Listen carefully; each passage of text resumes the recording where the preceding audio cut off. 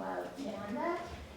Outside of entertainment, Stovall served as a press advance associate for President Obama and subsequently served as media logistics coordinator and advance staff lead for First Lady Michelle Obama, representing the Obama administration across the nation and overseas in Sweden, Turkey, Kosovo, South Korea, Canada, Egypt, South Africa, Ghana, Ukraine, Denmark, Chile, and the UK, among other countries.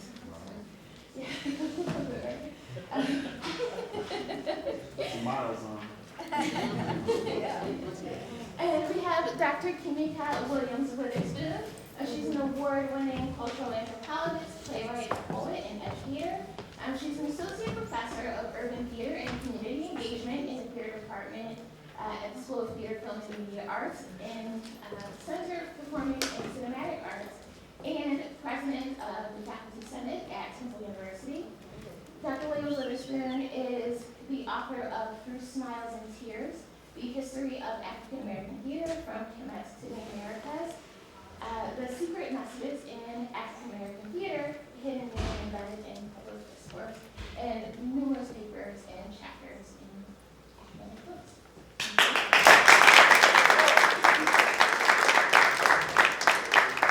And we have Dr. David Waldsteicher. He teaches history at the Graduate Center at City University of New York and is the author of The Odyssey of Phillis, Slavery's Constitution from Revolution to Ratification, and Runaway America, Benjamin Franklin, Slavery and the American Revolution.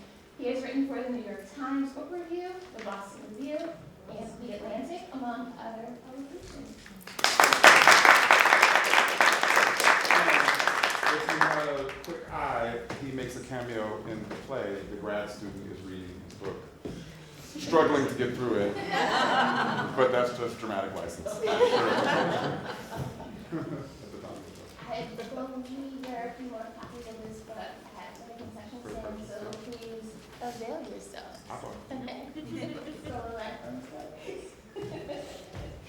So the goal here is to pick up where the play left off in terms of reclaiming Phyllis's agency and re-empowering her, bringing her from her unmarked grave and resurrecting her in the idle hearts of everyone here so that we can continue to lift her voice, to continue to share her work, and of course, continue this odyssey that is written by Phyllis.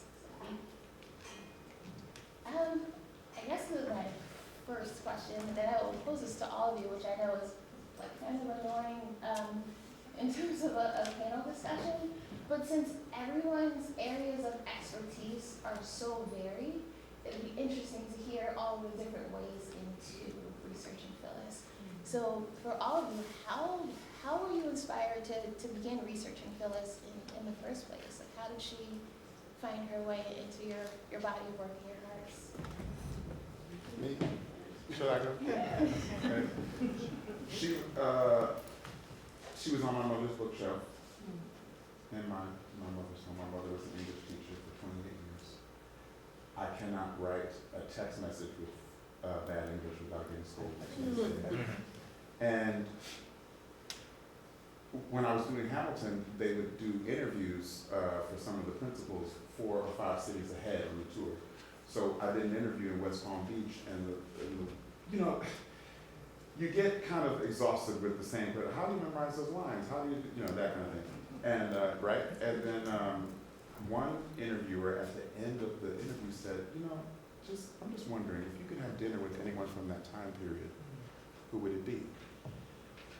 I don't know why she popped into my head. Maybe because I didn't know a lot about her, and I said, well, I'd want to have dinner with Phyllis Wheatley so I could actually talk to her. She's very polarizing, and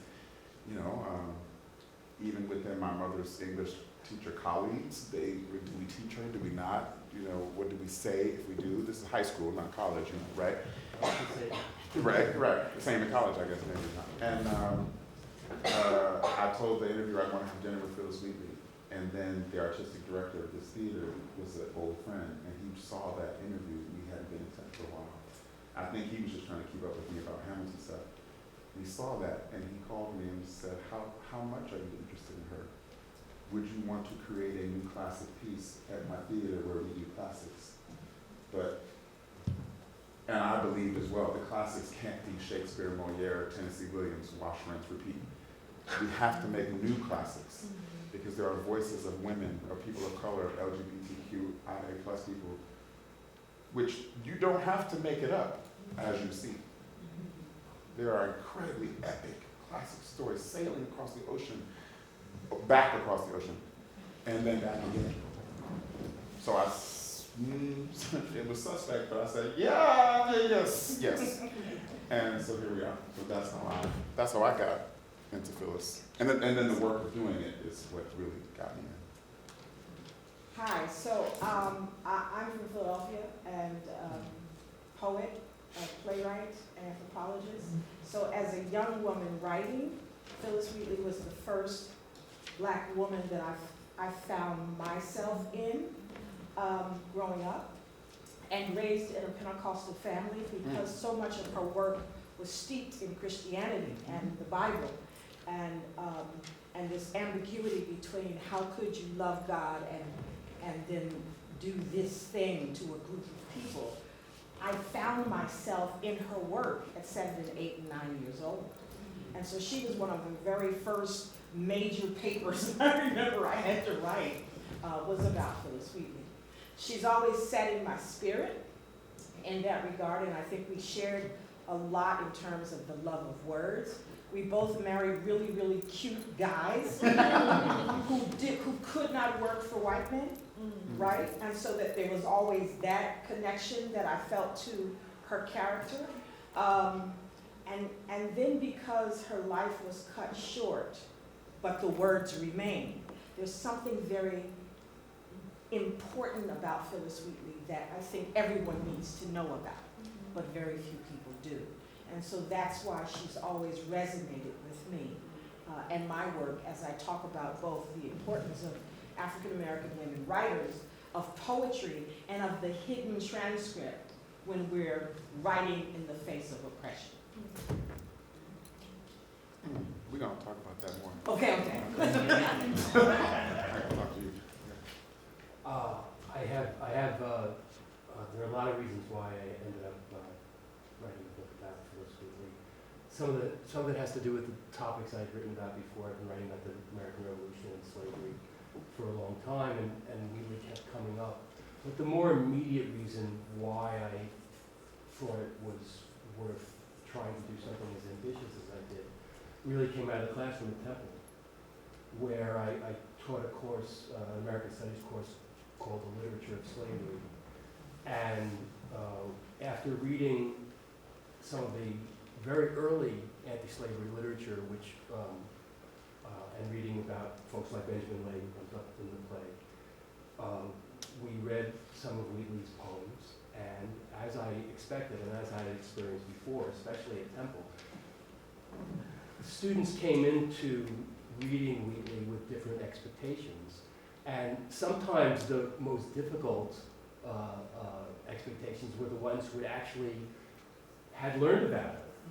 And that's what's so wonderful. The play opens up with the graduate student who's dealing with that, who's dealing with the fact that Wheatley has meant very different things to African Americans and to activists and to people who want to carry on the anti-slavery legacy in various ways. And there was a debate that happened in the classroom when we read On Being Brought from Africa to America. And I tried something different. I had a wonderful student. I had history students, literature students in this course who said, she's doing what she's doing is challenging. It's inherently radical. And look, she seems to be suggesting that there's something wrong with slavery. Right. And then on the other hand, I had students who were majoring in Black Studies who asked the same questions that the student in the play asked right at the outset. Why isn't she protesting? Why isn't she more radical? Why isn't she talking about her experience in the slave trade? Mm-hmm. So I got up, I stood up, I said, let's try to read this. Let's see how it sounds if we read it different ways. So I read it in a very beseeching voice. like, thank you for bringing me from Africa, right? And then I read it more like How she does it in the. like she does it in the play. Like some say, it's a diabolic die, and that she's mocking. She's trying to meet her white audience where they are and say, look, you're looking at this all wrong. I know you want me to say I'm so glad to come from Africa, but actually the real problem is your racism and what you are not doing. And she says it at the risk of her own life, literally, in that moment. If they could just do whatever they wanted to her. So I got somewhere with the class. It was a successful teaching moment, and I felt, okay, even though there's been a lot of great work, a lot of great literary criticism, and some creative and digging by historians, maybe I can put this together. But it took a long time to develop what I hope is a full background. But that's how I got it.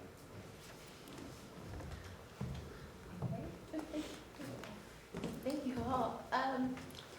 One thing that all of you have touched on that I also am still grappling with is that Phillis has to essentially code switch. I'm not sure if she's the first woman to do this in history, but she has to maintain this identity as an enslaved person while also being absolutely brilliant and in everyone's face, just undeniably brilliant.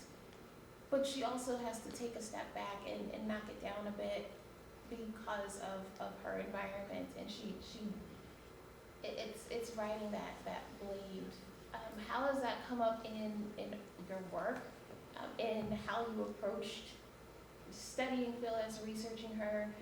Is particularly because we have these bits of ephemera that exist, but that there isn't anything that really specifically speaks to that in the way that we directly view it from our perspective. Well, we code switch all the time. All the time, I was about to say the same thing. We code switch every day. All day long. And without being making any assumptions, you know what she's talking about. Okay. So, does everybody know what she's talking about? I don't want to assume that everyone knows what code switching is. Yeah. Don't be shy if you don't. Okay. Code switching is what African Americans or black people, whatever we choose to call ourselves, often have to do just to survive every day. If we're in certain situations, we have to speak the way I'm speaking right now. Hello, sir. How are you? Nice to meet you. Oh, hi. Did you enjoy the show? Great. And when I get alone with Asia, girl, who is that? Is that your cousin that you was with? What's up? And it's a more you can breathe. So code switching is we are bilingual by nature, just because we speak those two languages. This is my neighborhood. I can understand you in both languages. You can understand it, right? But to know that it is really, in many ways, life and death, maybe not literally, but for our mental health, code switching is important. Okay, so that's what that is. Thank you. So for me, I think Phillis I think she didn't purposely code switch. I think code switching found her. And I think in my play, which may not be when it actually happened, it happens with Granville Sharp. Yes. When she sees a white person who is offering her, and she has to kind of, wait a minute. Who seems to have Is cultural this- competence. Is this real? He seems to have, is this real? And then there's a moment, if you catch it, where she's just in his book, walking back and forth. And almost 2 minutes later, the next thing she says is, what about Olaudah? Because he was probably someone that Granville Sharp wrote about in the book. And because now she's activated, and she feels comfortable asking that in front of Ignatius and Anne. So I think code switching found her. There was actually a gentleman who saw the show on his way out. He said, I can't stay for the talkback, but I just want to tell you, Phillis was the original rapper. And I'm like, gangster rapper. Yes. So I think it found her, and she found that was a way that she had to navigate through the world. I don't think that she purposefully knew that's what she was doing until she got to London. Do you have any thoughts on that?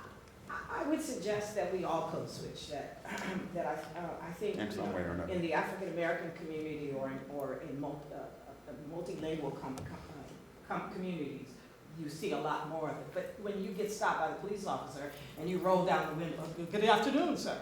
Yeah, Was there a true, problem? true. So that you go from wherever it was you were while you were listening to whatever it is you're listening to on your radio, to that window, that there's a moment that you change. And that's really what it talks about. But it's not, I don't think it's tied to just those of us of color. But in a society where you are marginalized, you are going to see a lot more of that kind of behavior as a survival strategy. And I would suggest that as a product of the enslavement process, in order to survive, that was one of the first things we learned as we acquired multiple languages. Every enslaved person that was brought to this country, unless they were born aboard ship, were multilingual because of where they came from, because of the African continent and fluid boundaries and being able to negotiate the various cultures in order to barter and trade. When we came here, we acquired new language in much the same way that we acquired languages at home. But the first thing we had to learn was how to switch up your behavior, your dialogue, your gesture, your mannerism to survive.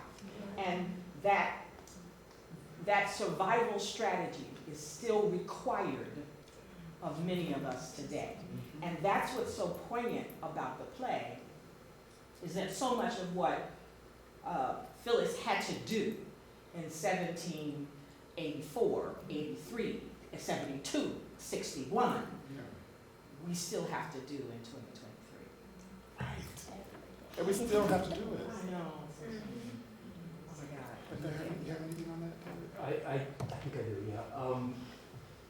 One of the things that was wonderful about seeing the play is that, as Kimmika just said, there's been a tendency, because she lived a short life, because we have one book, and because we tend to read the words of a poet as channeling her soul, and we don't think of poets as people who change over time unless they had a very long career that we can trace, or their biographies that sensitize us to how they changed over time, or we study their works in a chronological way. We tend to think, okay, what's Phillis Wheatley all about? So like, what's her outlook? What's her sensibility? But the play makes it very clear that she's changing in response to people. She's in dialogue with people. She has various communities. She has various people who so that code switching is both her everyday reality, but it's all we see her in the play. Well, I mean, in the sense that we see her in the play responding to different people and talking in different ways to different people. And it's not that there's a real Phillis, and there's a Phillis for white people and there's a Phillis for black people. They're all her, right? And yet they're all changing. We see that, and especially seeing it the second time, I really love the way the sense that the way she's being influenced, especially by the black characters, and that she had these communities in Boston and in London and was shaped by both of those. That is something I've not really seen in any other play or any other attempt to dramatize her life. But I try to strongly make the argument that she, well, I mean, I think I'm quite explicit about it. I mean, she's a performer. She's always performing. And that was a condition of survival, and that was, she could not have been Phillis Wheatley had she not been that sensitive and had that kind of ear where she could both hear what people wanted and not just what they wanted her to say, but what they could hear that she wanted to say. Their capacity to hear. And what's great about the different interactions, it's not like, oh, this is how I talk to white people. It's like, Granville Sharp is not George Washington, and George Washington is not the same as every other Revolutionary War leader. I'm really glad we're not talking about, okay, well, which of these things really happened and which one didn't. Because the more important point is that she chose George Washington for a reason. And yet we also see so wonderfully George Washington's limits, right? Which are so clear. It's like you can see why he became George Washington, but you can also see why he got to continue to be George Washington, because he wasn't going there. He was the ultimate. He was the ultimate. Right. Everybody just, right? I will say, and I will humbly say that, so I'm glad what you brought up about the black communities that she had in play. I will humbly say, on the first day of rehearsal, there was no Scipio Moorhead, there was no Ober Tanner, and there was no John Peters. Really? In the rehearsal process, Okay. our director, Sherilyn Bruce, said, why don't, Yeah. and these incredible actors, who I want to give special kudos to Philip Brown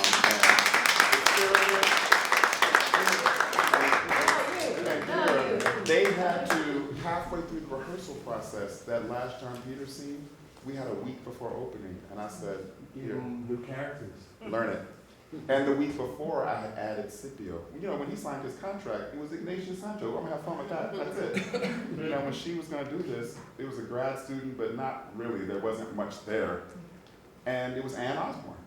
Nice little supporting, great. And then we knew that Phyllis had these 7 letters with Oprah. So who's this girlfriend she had? You can't leave that out. Right.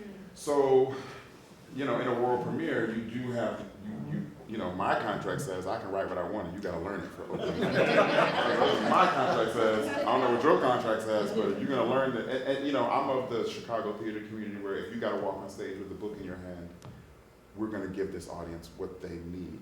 So it's I'm really glad you picked that up. She had it wasn't that she was close with those communities, she was bouncing around them.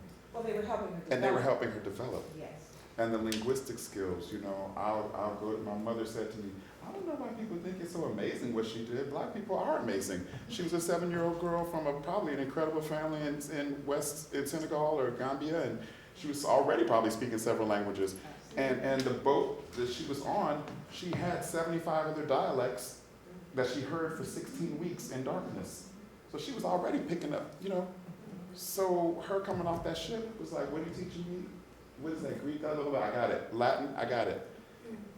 So that's interesting to me too, that her genius was already there. And it's wonderful to make that tension about what is the genius. What is it? And the Wheatley's view of it versus the other views of it, and her grappling with that and the implications for the question of how enslavement is going to be addressed and for whom, and her dealing with the tension between her being exceptional and her being representative of the community as something that isn't just something we read back into it, but that was there at the time, and they're all dealing with it. There's an assumption you have to buy into for slavery to work. You have to buy into the idea that we are not, by our nature, intelligent. Right. But you know, we created math, paper, science, culture. We did that.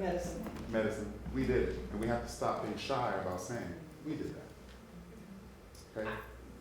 Go. I do want to very quickly get back to the point about the audacity to craft these letters and these poems to these eminent leaders of the world at that time, which makes a point for the vocalizing, the voice of Black women throughout literature, throughout history, that we've never had a small voice. We've always felt the power to use our words. And that's a very important point that's often lost when you think about Phillis Wheatley. You know, the idea of not just writing the elegies for the dead, but writing these epistles to really eminent people and feeling comfortable enough and confident enough to do that without any, hold back or hesitation. And to send it. And to send it. Because we've all written them emails, you kinda, and then delete. Right? Phyllis sent it. Yeah, I actually think that some of those key interactions with the eminent people that advanced her career, if we want to, we'll just use that as a shorthand for that, her course through the world. Some of them she made happen. She manipulated them into happening, and that she figured out how to do that and also cover her tracks and make it seem like, oh well, of course, right? Of course they invite, people are inviting her, of course, or the white Wheatleys are making it happen, or other famous people are handing her off, right? So she had to do both. She had to both like get her audience with Lord Dartmouth, but also make it seem like it wasn't her doing. And she was To be did humble that. enough to let Again. other people take credit for it. We all know what that is. You want your boss to think it was his Negotiate. idea to promote you. You know, yeah, we all know how. We all know that. You made a great point about that with her attorneys as well, and how she secured legal support and legal representation both in the States and in London to ensure that no matter where she was absolutely going to be manumitted. And that just speaks to what you're all talking about right now, her brilliance and her foresight to be able to not only think about these things in advance, but to strategize how she was going to approach it, who she needed to speak to, and how to implement that plan.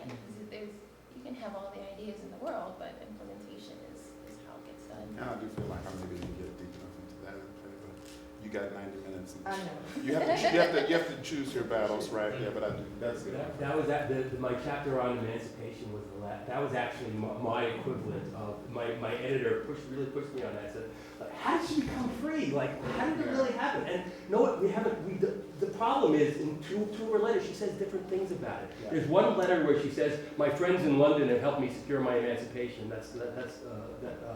And that she writes that one before she comes back, or right after. And then there's this other one where she says the Wheatleys were kind enough to free me, right? Right. So which one was it? So it's always been like the implications are. So it's been a very difficult thing. So eventually I had to face up to the fact that she's making it deliberately ambiguous. She's talking about it different ways to different people and covering her tracks. Which we all do as She well. made it happen and covered her tracks. And so that was my, like right before the opening thing I added, the new scene. And dramatically, I need to make a choice, right?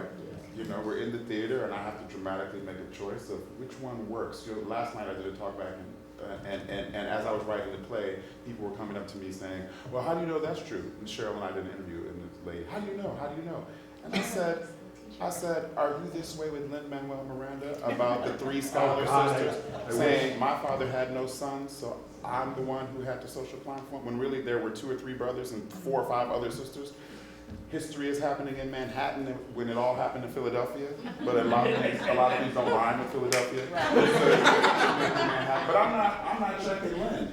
Good for you. Right. A dramatist is trying to make you feel and make you think and go look up. You know, they just discovered a new Phillis poem.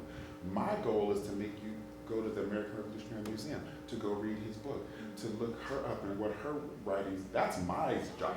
But how is that any different than I what know. they did to Phillis, Yes. where she had to prove Yeah. herself in Right. front of Right. these gentlemen, these Right. eminent gentlemen? So that for many of us, dramatists of color, they do hold you to a different standard. Right.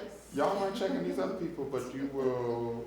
You know, that's why the Don't John. feel bad, I got in trouble for a zipper in a costume. We get in I trouble. did, I still beans. You know, they sort of dogged my whole layout because Obi Cato zipped up his zipper, right? Tell the truth. It was Obi Cato. So they hold us to a different standard, but the reality of it is, it's that strategizing that's the most important thing that we should walk away with in the theater. And, you know, knowing that she, you know, could translate Latin, that she was excelling in mathematics and Latin teaches you strategy. Oh my God. Right. She was a strategist. And I think all black women, well, all women period, all black women, all women period need to play chess. Every little girl, if you have one grandchild, please teach them chess. We need to know strategy. And that's one of the games that teaches that at an early age. I throw that out there all the time. Chess and then poker. Yeah. Because it is about not being able to be scrutinized, holding That's your a hard cards one. close. That's a hard one. That's so hard. Especially for creatives. That is so hard. We have about 10 minutes left, so we'll take a couple of questions from the. This is a conversation. Yeah, I was curious about the role of poetry with Phillis back in that time. I'm just thinking contemporary times, if you were to send a poem to some important person, they would probably just toss it aside because poetry doesn't Not seem to necessarily. be as much in contemporary flavor. So I was wondering back in the time if it was that acceptable and, you know, and as mainstream, like, Well- or was it Phyllis's voice and her particular brand of poetry that made people sit up and take notice? Well, I agree that not necessarily that it would get tossed aside. What I might say is it may not get to them because there's so many barriers to get to important people nowadays with your work. This assistant and that assistant and that assistant, and it may not get to them. But I do think that poetry was a more visceral way to express, and I tried to elucidate that in the earlier scenes with Susanna, and so the audience would kind of get a feel for where they are. Like, this is going to make you famous around the world. That's what poetry does. The way someone would say now, this hit song is going to make you famous around the world. So poetry was back then like, whoa, that poem made me feel and think this thing, and who wrote that? Sadly, we don't have that a lot today. If that helps you. But I think that, you know, so Jupiter Hammond, who preceded Phillis I wanted to Wheatley. get into I'm so sorry. I wanted to get him into the play too. I couldn't get him in. He preceded Phillis Wheatley in terms as being an African-American poet. He wrote a poem about Phillis Wheatley. So that was one of the mechanisms at the time to elevate the status or to show your appreciation for someone of merit was through poetry. You know, Lucy Terry Prince wrote The Bars Fight, who preceded both Jupiter Hammond and Phillis Wheatley. I mean, so that talked about a Native American battle in Massachusetts. So that this was part of the process of communication in a time where we didn't have cell phones or, you know, electricity. It could shoot across the world on a broadside through a poem. And so I think that it absolutely was a mechanism to reach some of these people. And then to your point that, you know, these days you wouldn't really do that. When Obama won, I sent him a poem. I got a really nice letter back. You know, so I mean, I'm sorry. I mean, it's for those of us who are poets, it's the way we see the world and breathe. There are moments where I have to write this poem. I have to get it out of me. And I think Phyllis felt that same urgency with her command of words. And it's also the reason why I absolutely know there was a hidden transcript to her work. You talked about on being brought to, taken from Africa and brought to America. The line in there about the color and the dye, she specifically used the word D-I-E, although D-Y-E was in the English language in the 16th century. So that it was at her disposal to have been translating Virgil. I know she knew that word, but it was specific to teach a message, to communicate to the multiple people who were listening to her work. And that was the purpose. That's what could be done with something like a poem.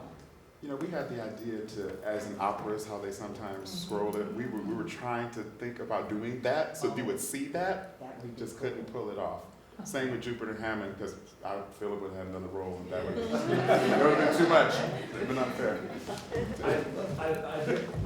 I will say though that I've tried to at least see on the page every play and a lot of the young adult, the zillion young adult books, and you know, a lot of representation. I thought at the beginning, I thought more of my book would be on Phillis Wheatley memory and in popular culture since, because I didn't think I would have enough to do a real biography. I thought it would be half about her memory. So I did pay attention to a lot of, but I have never seen anything that used so many of her words and managed to convey just how exciting it must have been to listen to her all the way from the beginning to the end. And listen, it would have fell flat if it wasn't for Miss Ace.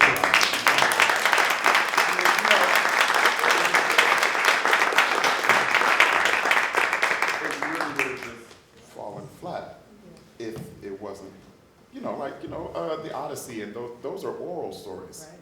So it's how the person tells it. That's how they remembered it. So thank you, Adrian. right, and it tells the audience from the get-go that this is not just a scholarly endeavor. This is popular culture. This is something that they can't look away from. So that even though, so you've got her being called into the trial scene, which I'll just say that didn't happen. It didn't need to happen. But it's been the primal scene or the scene we associate with her for so long that like people expect it. And and it's a good way in. It's a good way in. It's almost an unavoidable way in at this point. So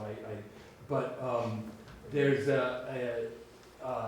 what's so well done about the scene is that instead of making it about like you have these wonderful they probably would have like cut her off. And they probably would have like asked her these BS questions that they already, but like of course she's going to know the answer to. And of course they're extremely condescending. But what I love, one of the things the scene manages to do that I love is that they're like when she gets going, they're like, oh, wow. And and you have that right at the beginning, that being blown away by the spokenness, so that the implication, and so I think this is absolutely true. It's not just that people saw her on the page and thought, wow, this is amazing. Like a lot of people in Boston were hearing her, and she was performing all over town. Yeah. That's what like she is in the play. Right. She's like being asked to perform, and she performs, and being put on the spot again, and then again coming through every time. That I think really happened. And I really wanted to challenge the audience to sit quietly while she writes a whole poem. Sit there, be still, and watch someone create. She does it 2 or 3 times in the show, where I just told the director, can we push this as long as we can? Oh, but there's nothing happening. It's just something is happening. Someone is making something. And we don't do that anymore. We say, I don't know the answer. Can we look it up? Okay, that's the answer. We don't watch someone create. So I wanted to drop that in near the top of the show too, that it is cool to sit still and make things and be by yourself and read and create. It's cool to do that. Tell your kids to play chess, right? That's right. And to write things. And if you do, what you do create while you do that, it's probably going to come out of your interactions with other people. And you show. So we do the Scipio thing where then she's writing while he's drawing. Get together with your friends and negotiate sideways. Don't always be trying to get this person to redo my stuff. Hang with your friends. Thank you. Where are my words? I'm a writer. Did you know that? Collaborate with your friends.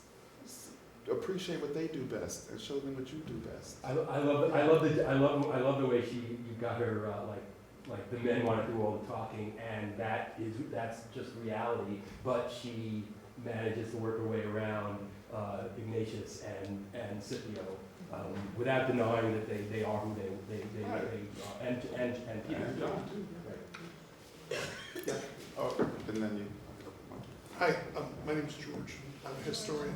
I feel like I just introduced myself in AA, but this was incredibly powerful, and you are a remarkable actress. And wow, I'd like to hug you. I have to say, if I had a moment of historical criticism, it may come out of my own personal experience. I thought, wow, he's being awfully nice to George Washington.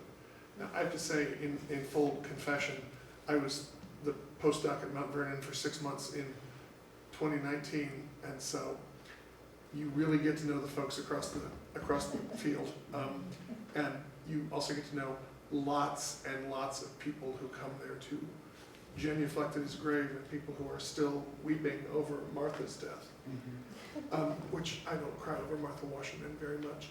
But I thought about this, and I thought, the one moment I was like, nah, was when George Washington offered Phillis a glass of water, and I thought, I don't know, I've gotten to know the old boy pretty well, I think over the last few decades, but I don't know that George Washington ever offered anyone a glass of water. I will add to that really bluntly, and I hope I don't offend anyone. We don't know what George Washington ever did with anyone in the privacy of his office. When I started playing the role, they stopped me immediately when they sort of clocked my intelligence the way they clocked Phillis' intelligence, because I was ready to dig around. They quickly said, just learn the lines and just play the scenes and just, Once you got your feet under it, then you can sort of read a biography and read stuff. And then once I started doing that, I said, he had no biological children.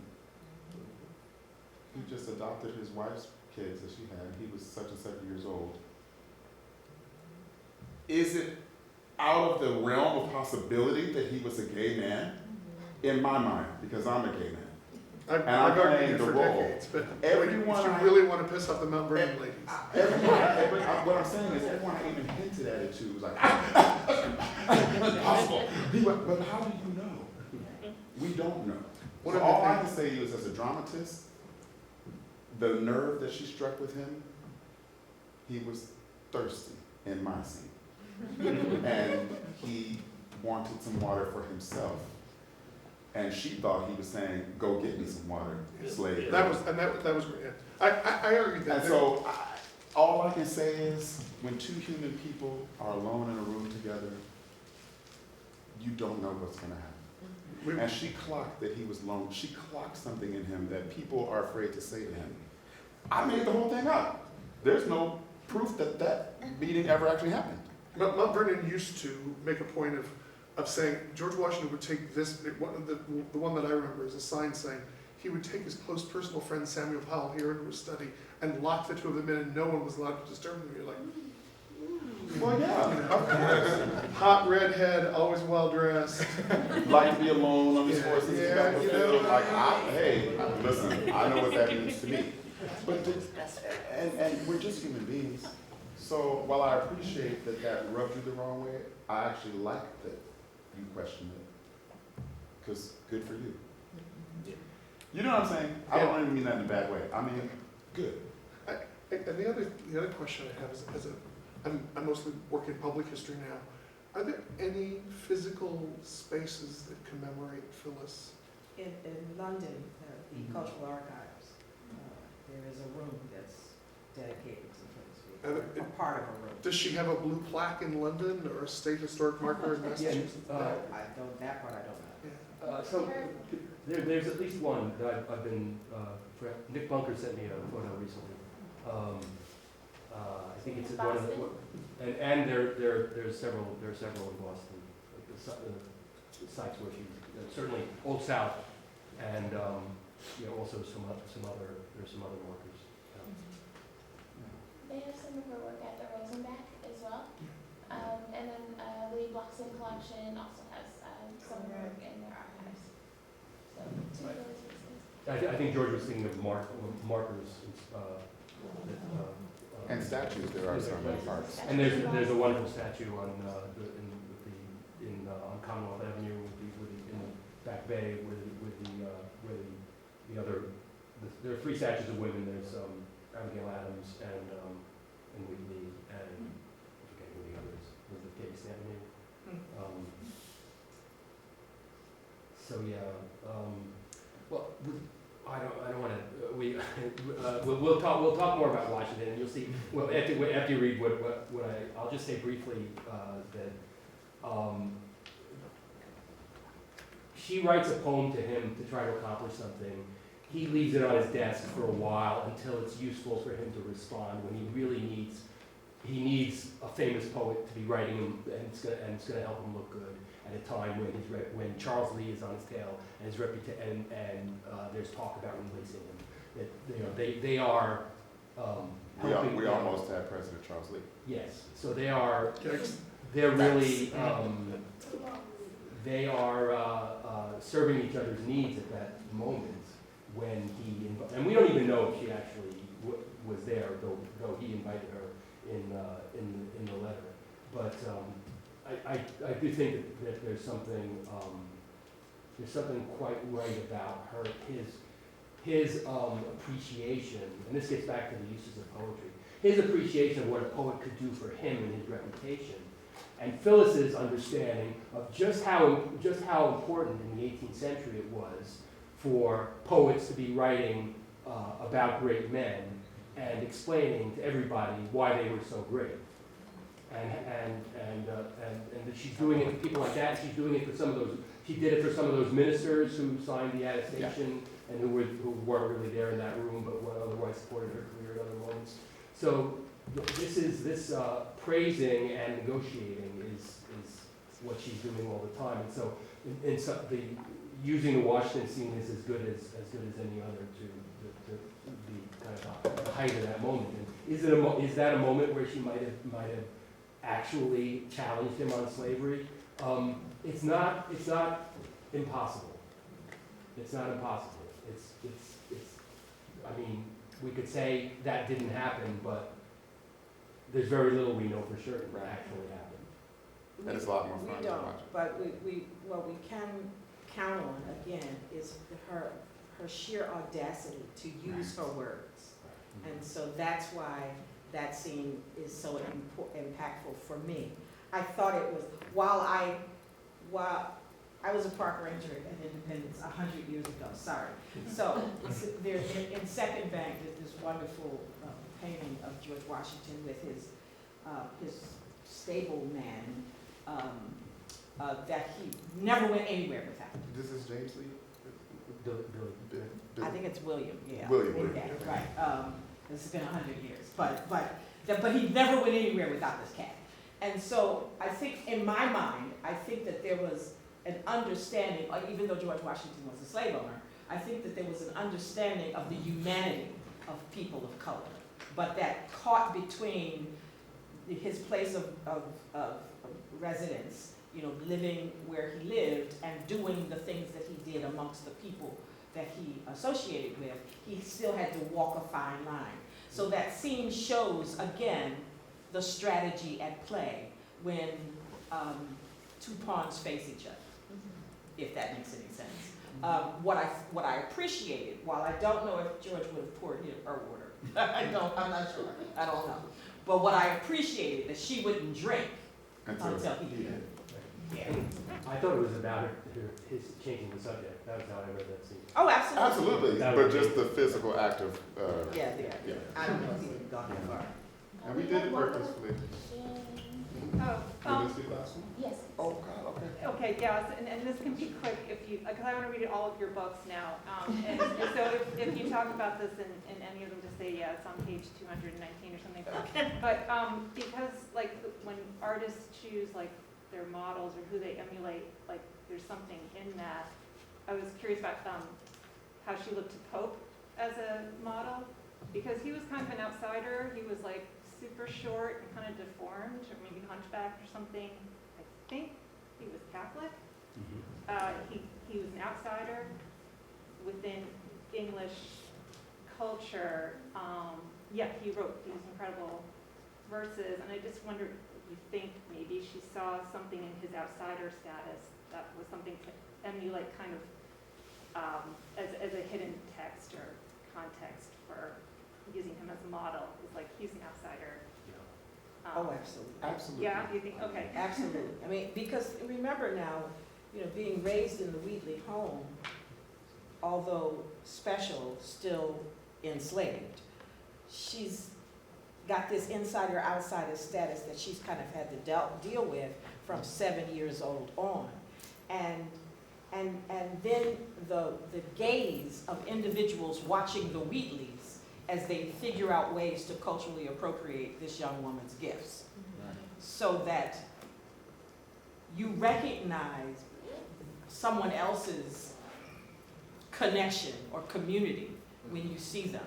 That it not just in his ability to write, but also in the ways in which God has given him specialness in order to accentuate the special, if that makes sense. I know that's kind of, I'm a poet, I'm sorry. But it's, Don't apologize for that.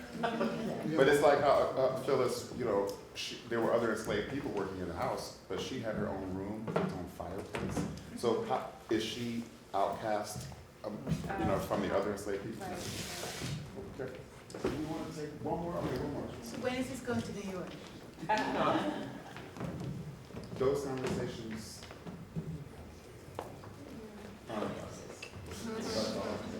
Go to Chicago first. I'm from Chicago, so I live there. we're talking to Goodman as well. So, listen, I write contemporary plays. I guess I don't anymore. And I didn't know that I could do this. And I didn't know that I'd get to meet incredible people like this. So my whole world has opened up the way Phillis has opened up, and we will see where it goes from here.